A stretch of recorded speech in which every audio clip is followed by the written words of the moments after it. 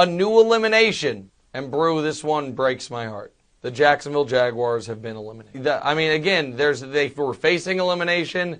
They lost the game, and a special added trauma. 8 teams eliminated. Who's facing elimination this week? Well, 2 teams that I thought we all agreed should be facing elimination, but it turns out one of them is about to rip off 8 straight wins. Who knew? The Jets, if they lose to Arizona, they're out. The Dolphins, if they lose to the Rams, they're out. Who's in charge? Is Eberflus in charge? I don't know, man. You got all your players doing media being like, have they quit on the team? I don't know. He's like, I want to say no. You got guys walking off the field. It's not looking great. In Indy, who's in charge? Buried at 405.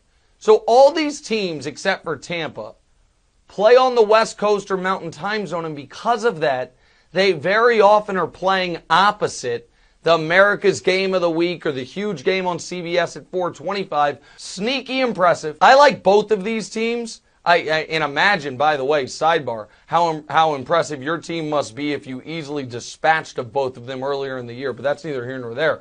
I really like what Atlanta's looked like since Kirk Cousins got at least semi-mobile. And I really like what the Chargers have looked like since Jim Harbaugh has allowed Justin Herbert to exhibit some of his Justin Herbertness throwing the ball down the field. Can win the Super Bowl. That's the next tier.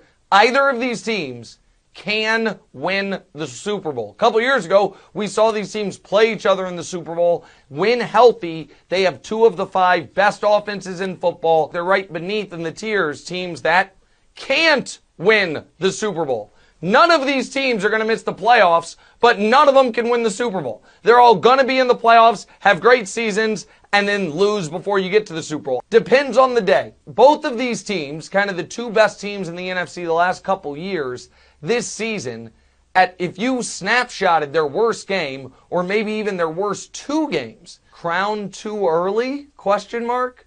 Maybe.